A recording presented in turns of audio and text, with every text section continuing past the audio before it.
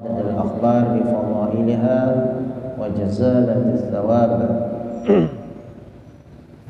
في تلاوتها والحث على المواظبة عليها في بعض الأوقات. Dan daripada yang sayogyanya kita harus menjaga bacaan surah daripada Al-Quran. Yata'akkad yang lebih dikhususkan lagi, yang lebih kita peruntukkan lagi untuk membacanya dibandingkan yang lain. Ada beberapa surah pada pertemuan yang lalu, yaitu surah Al-Kahfi. Qira'atus surah Al-Kahfi yaumil Jum'ah wa lailatul Jum'ah. Membaca surah Al-Kahfi pada malam Jumat dan pada siang hari Jumat. Karena sesungguhnya innaman qara'aha ghufira lahu ilal jum'atil ukhra. Barang siapa yang membaca surah Al-Kahfi, maka dia mendapatkan ampunan dari Allah Subhanahu wa taala sampai ke Jumat berikutnya. Mulai dia membaca itu pada malam Jumat atau siang Jumat, sudah diampuni Allah taala dosanya sampai ke Jumat berikutnya. Luar biasa. Inilah yang dimaksud dengan jazalatus thawab, pahalanya ganal, dan fadilahnya juga besar, keutamaannya besar bagi orang yang membaca. Wasata'a lahu nurun min qadami ila 'alalis sama, dan memancar cahaya dari kakinya sampai ke langit. Cahaya memancar, orangnya bercahaya sampai ke langit cahayanya. Saking luar biasanya fadilah daripada surah Al-Kahfi. Wa fi riwayat, dan di riwayat yang lain, adha'a lahu minan nuri wa ma bainahu wa bainal baitil atiq. Di riwayat yang lain bahwasanya cahayanya itu memancar antara dia sampai ke Makkah Al-Mukarramah. Anna man hafidha 10 ayat min awalil kahfi thumma kharaja ad-dajjal asima min fitnatih. Barang siapa yang menghafal surah Al-Kahfi 10 ayat dari awal, dari pertama dihafali, dari ayat 1 sampai 10 dihafal, maka fadilahnya kharajat dajjal, apabila dajjal keluar maka dia akan aman daripada fitnah dajjal tersebut. Nah, ini adalah salah satu solusi dan salah satu cara supaya kita selamat daripada fitnahnya dajjal. Selain daripada kita selalu membaca doa setiap tahiyat akhir, Allahumma inni a'udzubika min fitnati masiihid dajjal. Sesudah fil alamin innaka hamidum majid, tambahan doa lagi. Allahumma inni a'udzubika min adzabil qabr wa min adzabi jahannam wa min fitnatil masiihid dajjal. Ya Allah, aku berlindung daripada azab kubur dan daripada fitnah hidup, daripada fitnah mati, dan aku berlindung kepadamu ya Allah daripada fitnahnya dajjal. Jadi Rasulullah kalau sampai memberikan kita doa supaya kita terhindar daripada dajjal, berarti fitnahnya dajjal itu luar biasa. Jangan kita coba-coba menantang hendak bertemu dajjal, karena Rasulullah saja menyuruh kita supaya meminta perlindungan kepada Allah supaya jangan bertemu dengan dajjal, karena iman kita belum tentu kuat untuk bertemu dengan si dajjal tersebut. Maka lebih baik kita menghindar saja, ya, lebih baik menghindar, lebih baik minta perlindungan kepada Allah Subhanahu wa taala. Kalau Allah sudah melindungi kita daripada fitnah dajjal, maka Allah melindungi dengan caranya Allah Subhanahu wa taala. Bisa saja kita diwafatkan ataupun diambil nyawa kita sebelum turunnya dajjal. Kalaupun misalnya sampai ketemu dajjal juga, kalau Allah berikan perlindungan, maka Allah berikan keimanan yang kuat sehingga tidak terpengaruh dengan dajjal tersebut. Mudah-mudahan kita semuanya aman dari fitnah dajjal, amin ya rabbal alamin. Maka di antara salah satu usaha dan ikhtiar adalah menghafal 10 ayat daripada surah Al-Kahfi dari pertama. Ya, ada banyak 10 ayat aja. Dan kalau kita lazimkan membaca surah Al-Kahfi setiap malam Jumat, atau di siang Jumatnya, maka cahaya kita akan memancar ke langit sampai ke langit. Dan dosa kita mulai kita membaca itu diampuni oleh Allah Ta'ala sampai Jumat yang akan datang. Ini fadilah membaca surat Al-Kahfi pada malam Jumat atau di siang Jumatnya. Waqala alaihi salatu wassalam fi suratil Baqarah. Nah, ini fadilah-fadilah membaca surah-surah yang ditentukan, yang sudah ada riwayat hadisnya, yang ada riwayat khabar daripada baginda Nabi Muhammad sallallahu alaihi wasallam. Iqra'u, kata Nabi sallallahu alaihi wasallam, surat Al-Baqarah, fa in akhadhaha barakah wa tarakaha hasarah wa la yastati'uha al-batalah. Kata Rasulullah sallallahu alaihi wasallam, bacalah oleh kalian surah Al-Baqarah. Surah Al-Baqarah itu 2 juz lebih, kurang lebih 286 ayat. Nah, jadi membaca surah Al-Baqarah ini mempunyai fadilah yang besar, pahala yang ganda, dan keutamaan khasiat juga yang banyak. Fa in akhadhaha barakah, siapa yang membaca surah Al-Baqarah ini mendapatkan keberkahan dari Allah. Barang siapa yang meninggalkan membaca surah Al-Baqarah, maka dia akan rugi. Wala yastati'uhal batalah, dan orang yang ahli batil pun tidak akan mampu menembus orang yang membaca surah Al-Baqarah. Apa yang dimaksud dengan batalah, ahli batil?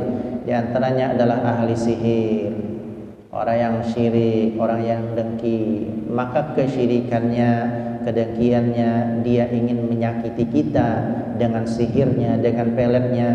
Maka orang yang membaca surah Al-Baqarah akan dilindungi oleh Allah Subhanahu wa ta'ala.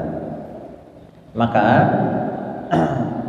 ini bagus dibaca, ya, bagus dibaca oleh kita masing-masing untuk perlindungan diri.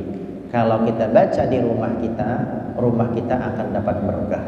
Rumah kita jadi aman, rumah kita tentram, rumah kita dingin, nyaman, didiami itu nyaman.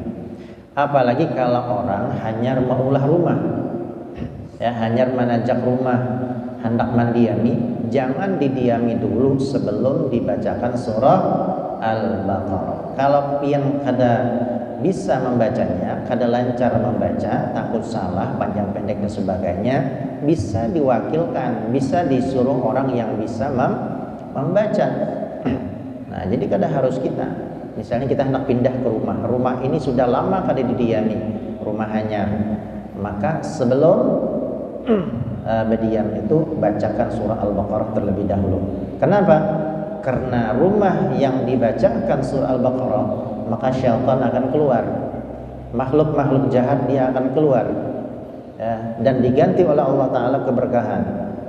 Allah ganti dengan rahmatnya, nah, daripada berkat baca surah Al-Baqarah. Dan ini sudah banyak yang membuktikan seperti itu.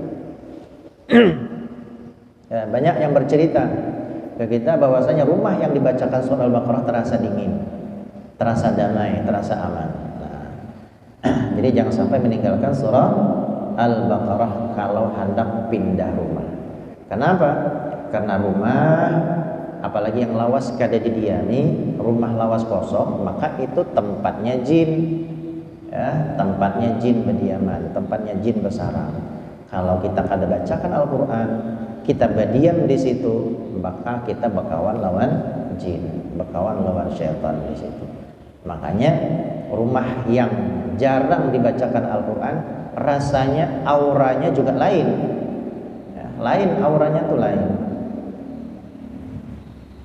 Nah, kalau rumah jarang dibacakan Al-Quran, maka jangan disalahkan nanti kalau dalam keluarga sering terjadi pertengkaran, ya, sering mencurigai dan sebagainya. Ini antara sebab rumah itu jarang dibacakan Al-Quran.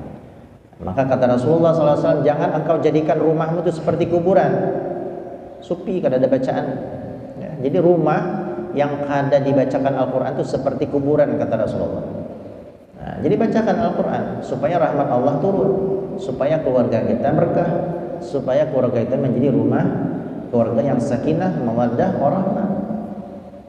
Kita yang diam nyaman, orang pun yang datang menjadi nyaman juga. Ini kelebihan rumah yang selalu dibacakan Al-Quran.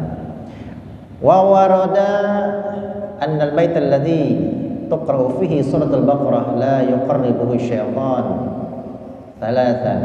Sesungguhnya rumah, kata Nabi SAW, yang dibacakan surah Al-Baqarah maka tidak akan didekati oleh syaitan. Nah, kalau syaitan sudah kada beparak, kada wani syaitan beparak pada rumah yang dibacakan surah Al-Baqarah, berarti rumah itu berkah. Kalau syaitan kada beparak, yang beparak siapa? Ya para malaikat. Kalau syaitan beparak, malaikat berjauh. Itu antara dua aja. Jadi keduanya itu kada terkumpul antara syaitan dengan malaikat. Kalau ada syaitan berdiam, malaikat. Nah, kayak apa supaya malaikat berdiaman di rumah kita? Bacakan Al-Quran, bacakan surah Al-Baqarah, maka syaitan akan pergi, ya, syaitan akan lari, dan bahkan beparak pun kedua-duanya dengan berkat membacakan surah Al-Baqarah. Maka oleh sebab itu kita rasakan di rumah kita masing-masing. Kalau kita nikah tapi betah berdiam di rumah, ya auranya kada nyaman, maka segeralah bacakan surah Al-Baqarah.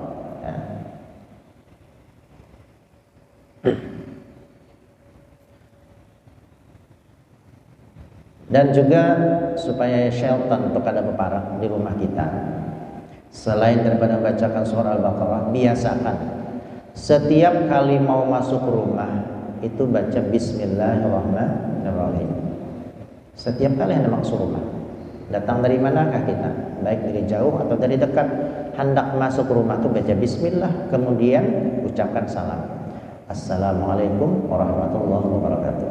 Kalau rumah itu sebelum kita masuk baca Bismillah, awalnya kita di jalan diumpati oleh syaitan, maka ini kada wani masuk ke rumah kita kalau kita baca Bismillahirrahmanirrahim. Jadi ringan aja amalannya itu, baca Bismillah setiap kali masuk ke rumah, kemudian ucapkan salam.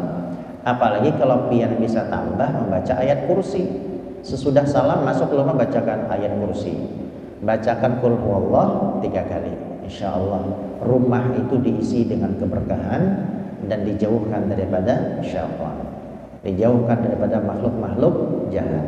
Nah ini tinggal diistiqomahkan aja ya. Kalau setiap kita masuk rumah bacakan itu sunnahnya Nabi, maka insya Allah kita akan dapat berkah. Tapi kalau hanya menggawinya sekali-sekali aja, ya itu terlambat sedikit keutamaannya, fadilahnya kita rasakan tuh lambat. Yang bagus tuh istiqomah, karena amalan ini sangat mudah, hanya dengan membaca Bismillahirrahmanirrahim, ucapkan salam, Assalamualaikum warahmatullahi wabarakatuh. Apa arti salam itu? Assalamualaikum, keselamatan, kesejahteraan atas kalian, warahmatullah, dan rahmatnya Allah, wabarakatuh, dan keberkahan dari Allah. Artinya kalau kita mengucapkan salam ke dalam rumah yang kita masuki, di situ ada anak kita, ada istri kita, ada orang tua kita, berarti kita mendoakan mereka supaya selamat, mendoakan mereka sejahtera, mendoakan mereka dapat rahmat Allah, doakan mereka dapat berkah Allah. Kalau rahmat sudah kita dapatkan, berkah sudah kita dapatkan, keselamatan sudah kita dapatkan, ini sudah cukup untuk modal kita dalam hidup. Nah, yang kita carikan itu dalam hidup ini selamat, sejahtera, rahmat Allah, berkah dari Allah, itu yang kita cari. Maka biasakan salam, karena salam itu intinya kita mendoakan kepada orang yang ada di dalam rumah. Kalau ternyata di dalam rumah kita itu kada ada orang, kita masuk sorangan aja, orangnya kadadaan di rumah, apa salamnya? Assalamu alayna wa ala ibadillahis shalihin. Assalamu alayna wa ala ibadillahis shalihin. Keselamatan atas kita dan keselamatan atas hamba-hamba yang saleh.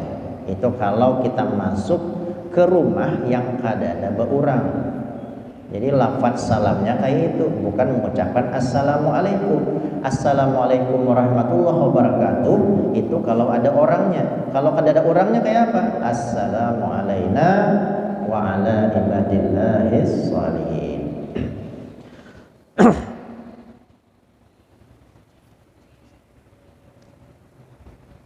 Ya, kadang-kadang itu kita bisa lupa ya.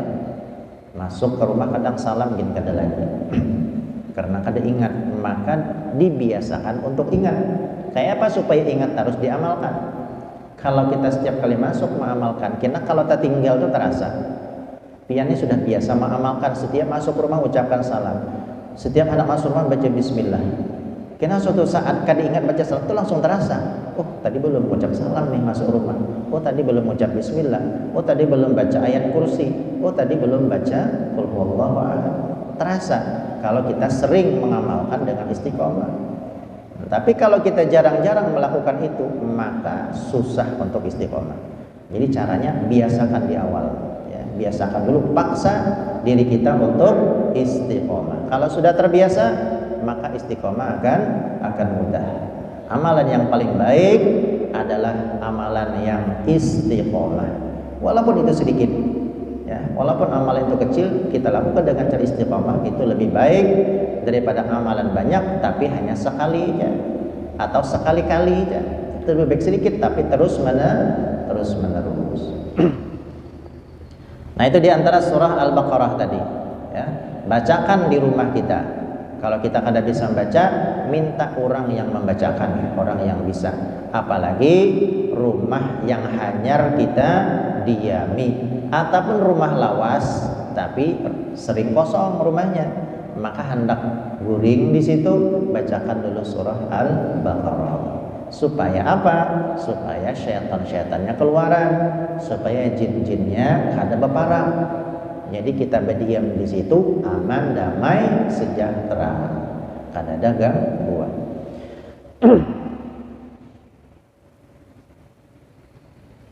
Wa min zalika qira'atu surat Yasin al-mubarakah. Surah Al-Kahfi, membaca surah Al-Baqarah, Al-Kahfi setiap malam Jumat atau siang Jumat. Kalau kawa keduanya bagus, malamnya dibaca, siangnya dibaca, afdal, mantap. Kalau kada kawa pilih, kalau kada malam siang ya. Siang sampai waktu sore itu sampai sebelum maghrib waktunya. Itu batasannya hari Jumat kan. Kalau siang Jumat berarti sampai maghrib. Kalau sudah maghrib berarti habis sudah hari Jumat tuh. Nah, berarti sudah masuk ke hari Sabtu kalau sudah azan maghrib. Baca, pilih aja antara dua. Kawa keduanya alhamdulillah. Kalau kada kawa pilih salah satu waktu. Kalau kada malam siang. Kemudian membaca surah Al-Baqarah. Yang seterusnya adalah membaca surah Yasin. Wa min dzalika qira'atu surat Yasin al-mubarakah. Qala alaihi salatu wasallam, Yasin qalbul Qur'an. La yaqra rajulun yuridullahu ad-dar al-akhirah illa ghufira lahu. Rasulullah sallallahu alaihi wasallam bersabda, Yasin itu adalah hatinya Quran. Ya, Yasin adalah hatinya Quran. Jadi Yasin ini adalah surah yang terpenting di dalam Al-Quran. Karena Yasin ini posisinya di dalam Quran itu sebagai hati. Kalau kita hati kadang-kadang kada kawa hidup. Karena Yasin adalah sebagai hati, berarti terpenting di dalam Al-Quran. La yaqra'uha rajulun, tidaklah surah Yasin itu dibaca oleh seorang laki-laki yuridullahu ad-darul akhirah, yang dia niatkan untuk mencari ridha Allah. Yang dia niatkan dengan bacaan Yasin itu adalah untuk kebahagiaan nanti di akhiratnya. Illa ghufira lahu, kecuali dia akan diampuni oleh Allah Subhanahu wa taala dosa-dosanya. Fadilah membaca Yasin. Makanya ya, surah yang paling sering kita baca adalah surah Yasin. Malam Jumat baca surah Yasin, Yasinan baca surah Yasin, sebelum bertahlil baca surah Yasin, hendak berselamatan baca surah Yasin. Karena Yasin adalah hatinya, jantungnya Al-Quran. Dan orang yang membaca Yasin itu diampuni oleh Allah Subhanahu wa ta'ala.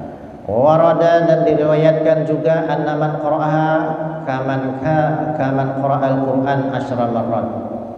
Barang siapa yang membaca surah Yasin itu kana, bahwa dia kaman seperti orang qara'al Qur'ana, membaca Al-Qur'an 10 kali. Orang yang membaca Yasin dari segi keutamaannya, dari segi fadilahnya seperti orang membaca Quran 10 kali.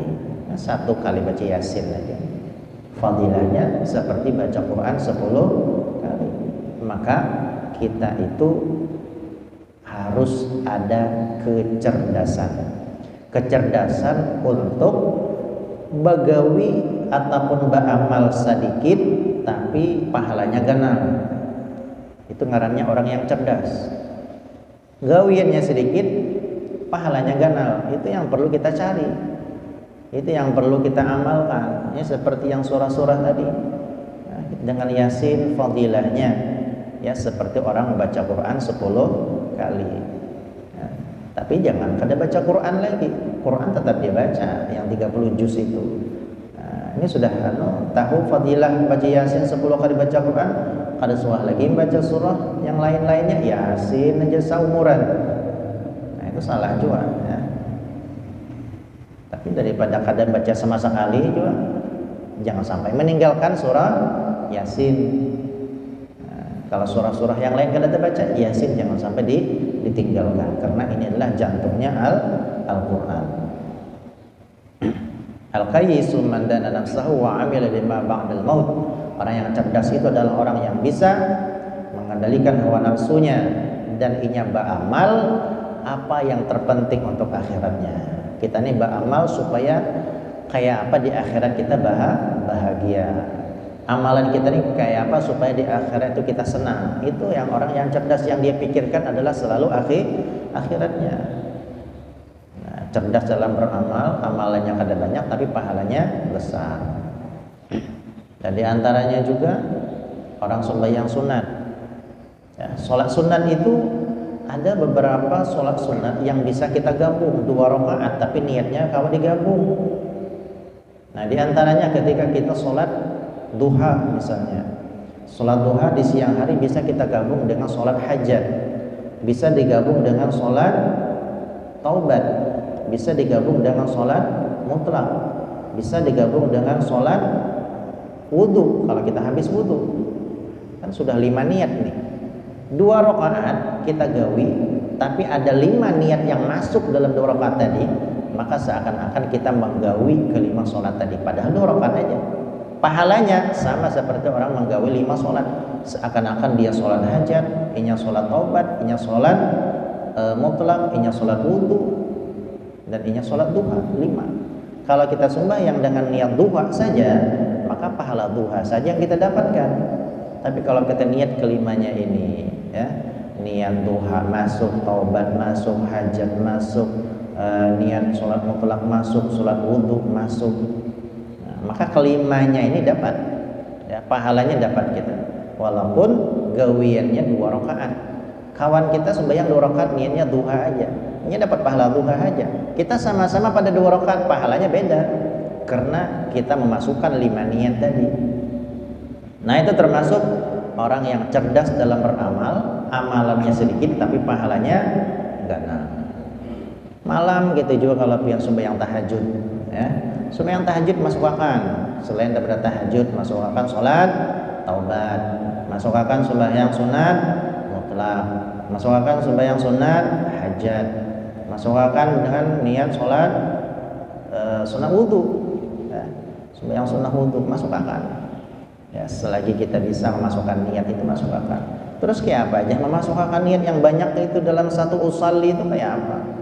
Nah, jadi caranya ketika kita usalli sunnatat tahajud wa sunnatal mutlaq wa sunnatat taubah wa sunnatal hajah wa sunnatal wudhu raka'ataini lillahi ta'ala, Allahu akbar. Nah, ketika kita Allahu akbar, termasuk niat tahajud saja ataupun tahajud lawan hajat saja, termasuk dalam itu kada apa-apa sudah. Ya, 2 itu pun masuk kada apa-apa. Kenapa? Karena ketika kita usalli itu sudah termasuk yang 5 niat tadi. Ketika Allahu akbar kada termasuk berataan, itu kada masalah. Ya. Itu kada masalah karena ketika usalli sudah kita sebutkan tadi niat kita nak sembahyang itu sembahyang apa aja. ketika Allah Akbar termasuk tahajud lawan hajatnya, karena kada sampai misalnya kalau masukkan semuaan kepanjangan takbirnya bisa semenit, Allah Akbar habis nafas ya, karena kebanyakan niat. Jadi cukup sebagian aja yang kita mampu ya, saja aku sholat tahajud, sunatul hajat 2 rakaat karena Allah Ta'ala, Allahu Akbar, sama kita berniat dengan sholat yang 5 sholat tadi. Nah itu diantara ya kita beramal supaya amalan sedikit pahalanya banyak. Nah, pian duduk di majelis ini jangan satu niat aja. Kalau pian niatnya satu niat aja, hanya satu dapat pahala. Makanya tadi di dalam muqaddimah kita sudah disebutkan nawaitu ta'alluma wa ta'lim. Kita duduk di majelis ini niat belajar, dan kalau dapat ilmu niat mengajarkan. 2 niat sudah dapat. Wan naf'a, memberikan manfaat kepada orang lain. Kalau kita dapat ilmu, niat memberikan manfaat kepada orang. Wal intifa, dan mengambil manfaat dari majelis ini. Wat tadzakkur, dan mengingatkan diri kita kepada Allah Subhanahu wa taala. Wat tazkir, dan mengingatkan orang lain. Wal ifadah, mengambil faedah, memberikan faedah kepada orang. Wal istifadah, dan mengambil faedah daripada majlis, daripada ilmu itu. Wal hazza ala tamassuk, dan memberikan motivasi kepada diri untuk berpegang kepada agama Allah Subhanahu wa taala. Wal hazzu ala tamassuk ibtigha wajillah wa mardatihi wa qurbih wa thabi subhanahu wa ta'ala. Wad dalalah alal khair, al hattu ala tamassuk. Apalagi itu menunjukkan kepada kebaikan untuk mengharapkan keridhaan Allah Subhanahu wa taala, dan untuk mendekatkan diri kepada Allah Subhanahu wa taala, wa thawabihi subhanahu wa taala, mencari pahala dari Allah. Banyak niat kita menuntut ilmu. Nah, jadi semakin banyak niat kita, seberapa banyak niat kita yang baik-baik tadi, segitulah Allah memberikan pahalanya kepada kita. 10 niat kita pakai, maka 10 Allah beri. Kalau kita hanya satu, ya satu aja kita dapat dari niat itu. Maka ketika kita berbuat baik, banyakin niatnya ya, niatnya dibanyaki supaya pahalanya banyak juga. Yang bersedekah, jangan satu niat aja, banyakin niatnya ya, membantu orang lain, banyakin niat. Menghadiri majelis ilmu ini, banyakin niat.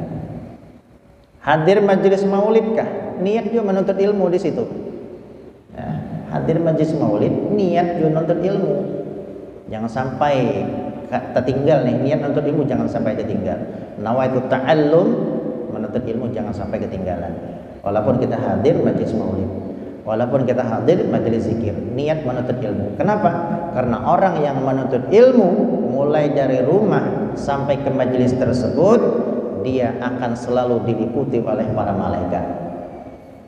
Sampai pulang kena dikawani lagi oleh malaikat, diantar oleh para malaikat. Malaikat bukan hanya sekedar ngantar, tapi malaikat juga mendoakan ampunan kepada kita. Belum lagi setiap langkah orang niat menuntut ilmu itu, setiap langkahnya jadi pahala.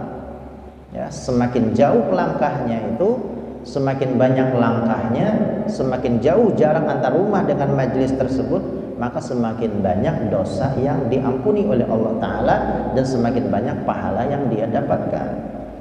Nah, ini kelebihan orang yang ketika hadir majelis maulid, majelis ilmu, majelis zikir, majelis sholawat, dia masukkan niat untuk menuntut ilmu. Karena kita ini kadang melihat aja malaikat itu ya, tapi bersyukur kita kadang kalau melihat malaikat. Kalau kita melihat malaikat, maka niscaya kata Rasulullah ya, kita ini kadang kalau berjalan hibak malaikat itu. Karena Rasulullah melihat malaikat. Rasulullah itu pernah mengantar jenazah, yaitu Sa'labah bin Abdurrahman. Ya, Sa'labah bin Abdurrahman. Beliau Sa'labah bin Abdurrahman ini adalah sahabatnya Nabi yang sangat cinta dan rindu kepada Rasulullah. Suatu saat diperintahkan oleh Nabi untuk menyelesaikan suatu urusan, tapi di perjalanan ia melihat perbuatan maksiat, melihat satu rumah yang terbuka, dan di dalam rumah itu tembus langsung ke belakang, ada perempuan yang lagi mandi di kamar mandinya. Di situ Sa'labah melihat perempuan tersebut tanpa sengaja. Akhirnya dengan sebab itu Sa'labah ini merasa berdosa besar kepada Allah Subhanahu wa taala dengan sekali melihat perempuan tersebut. Merasa pokoknya sampai-sampai perintahnya Nabi kada ingat lagi. Tak ingat dosa itu aja lagi. Sampai bajalan itu kada karuan lagi. Sampai-sampai Sa'labah itu kadawani bulik lawan Nabi sallallahu alaihi wasallam selama 40 hari, dan selama 40 hari ini situ Sidin berdiam di satu bukit perbatasan Mekah dan Madinah. Kadawani bulik memikirkan dosa yang begitu besar tadi. Hanya satu dosa Sa'labah ini. Padahal umurnya masih muda nih Sa'labah, 15 sampai 17 tahun dalam riwayat tersebut. Nah, singkat cerita, ketika Sa'labah kembali ke pangkuan Nabi Muhammad SAW, beliau pun sudah sakit dan meninggal dunia di pangkuan Nabi Muhammad SAW, diantar oleh Nabi ke pemakamannya, pekuburannya. Ketika Nabi mengantar jenazahnya Sa'labah, Nabi itu berjalannya bercingkit, ya, bercingkit-cingkit gitu, nah, atau bercingkit kalau seakan-akan menghindar ada sesuatu hal, ada rintangan di depan jalan tadi. Setelah selesai ditanya oleh para sahabat, "Wahai Rasulullah, kenapa engkau tadi berjalan seperti itu?" Kata Nabi, "Aku menghindari daripada malaikat, karena saking banyaknya malaikat yang mengantarkan jenazahnya Sa'labah." Nah, ini kalau Nabi melihat malaikat. Kalau kita dilihatkan malaikat, kemungkinan kita kada mau berjalan. Ya, maka bersyukur kepada pemberian malaikat. Dan orang yang setiap hadir majelis niat untuk menuntut ilmu, niatkan menuntut ilmu, makanya diantar oleh ribuan malaikat. Ya, buliknya diantar lagi oleh ribuan malaikat. Ketika dia duduk di majelis juga malaikat tetap menyelimuti dia. Ya, mendoakan kepada Allah, memintakan ampun kepada Allah Subhanahu wa taala kepada orang yang hadir majelis ilmu. Nah, luar biasa, ya, kenal fadilahnya orang yang hadir dengan niat menuntut ilmu.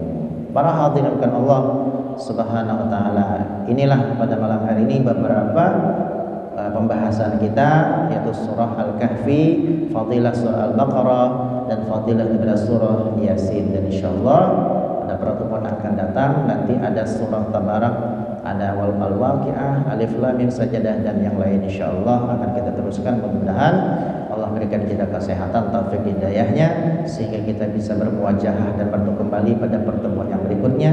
Amin ya rabbal alamin.